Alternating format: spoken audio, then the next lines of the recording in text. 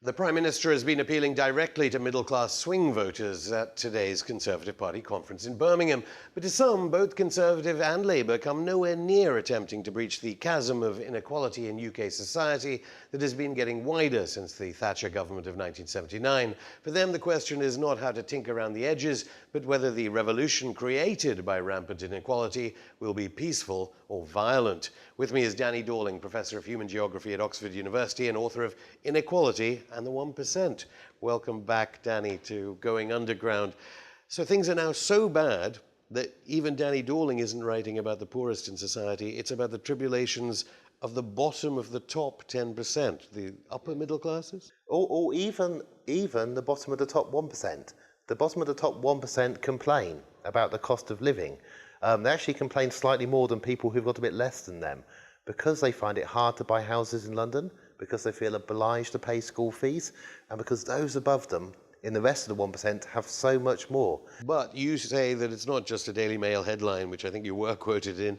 They're not just whinging. There's something far more profound going on. They're not just whinging. And when you get to a point where people in the bottom of the 1% are saying they're finding it hard to get by financially, then, or at least then, you can begin to think, oh, we must begin to get it, that this rampant inequality, this continual spreading, there's people at the very top going up fastest and those just beneath them not so much, is making things worse for almost everybody.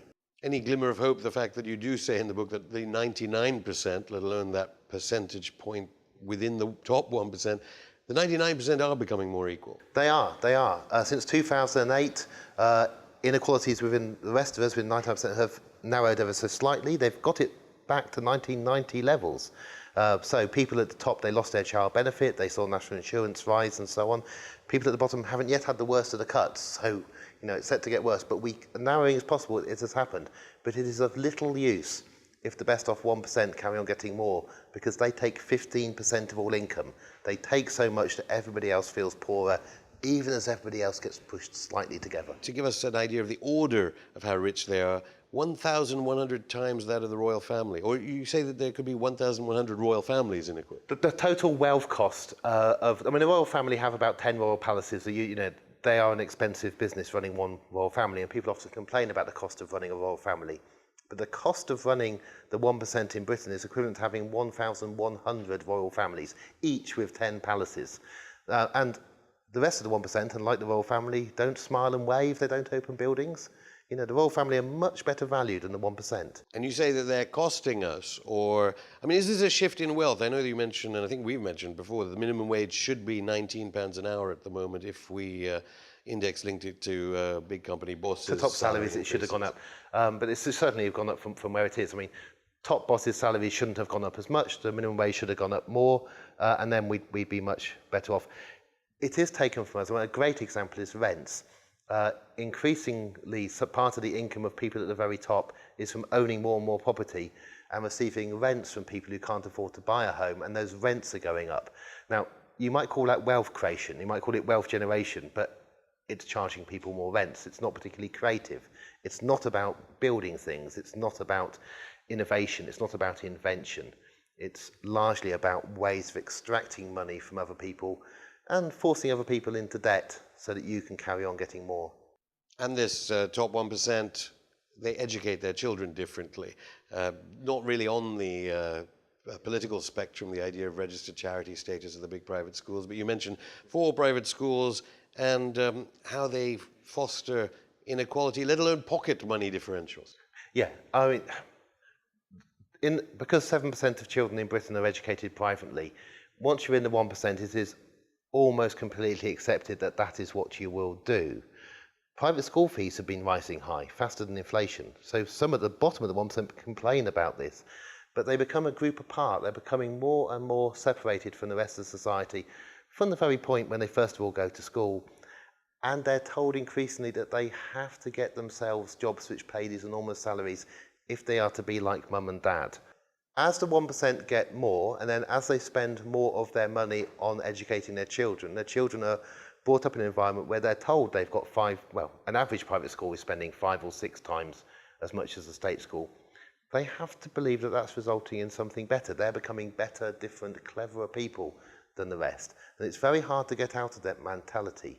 If you've had more spent on you, if you've got more, if your parents are earning so much more, either something is fundamentally wrong, or it's justified because you are special, you are worth it, you are better, and the lower orders don't have much in them, and they need you to control them. But one thing that happens is they go to college and then they end up in 100 different companies, whether they're banking or conglomerates. It used to be 100, it's becoming a narrower range of companies because, as a single person, you need to be earning £100,000 to get into the 1%. There are not many jobs that will pay you that much within 10 years of starting. If you're in a couple, you need 160,000. If you have children, you need more than that. And you're talking a very narrow range of occupations that people are steered into if they're to maintain the position that they've come from. So being an engineer or being a doctor, being a teacher, that's going to cast you out of your family group if you're at the top. Whereas when we were more equal, those kind of options were much more available to people at the top because they wouldn't be so divorced from the rest of their family if they took those kind of paths and those kind of jobs. If the big surprise of the book is this differentiation within the 1% or within the 10%, should we be surprised? I know that you mentioned 2/3 of all gains made in income made by the top tenth of earners have been taken by the top 1%. Is it surprising? It is a bit surprising. I think it would have been very hard in 2007, 2008 to predict that this would be the outcome of the economic crash. People in most of the top 10% are seeing their living standards falling. You lay the blame with market failure. You call it market failure. It's the fault of the market. Yeah, this is very inefficient. It's the fault of the way we've allowed the market to operate. We have not regulated it well. So we encourage greed. We don't discourage people who are in powerful positions from talking up their salaries. A young banker on £4 million recently was said to find out that another banker doing the same job as him was getting 6 million. And so he went to argue for his boss that he wanted 6 as well. If we had normal high rate taxes that most European countries have, the young bankers wouldn't, they wouldn't be paid that much because the bankers in the rest of Europe are not paid that much.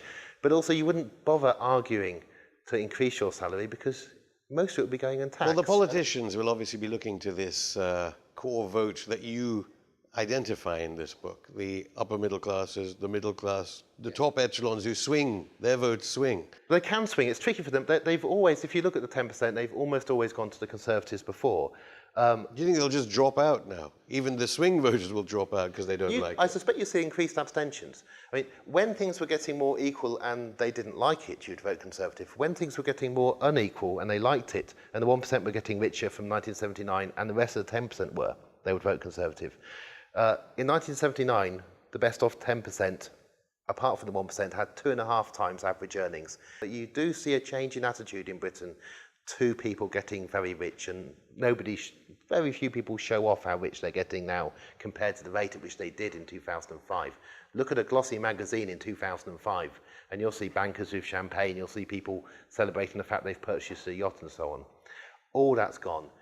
If the rest of the 10%, those people just beneath the 1%, say, were to retake the Conservative Party, which is currently dominated by people in the 1% and donors, of course, from the 1%, if the rest of the 9%, the angry, kind of squeezed upper middle people, were to say that they've had enough of this, then you have a kind of very British, very quiet, kind of very unnoticed revolution. But that would be an incredible change in Britain. Professor Danny Dorling, thank you. Thank you.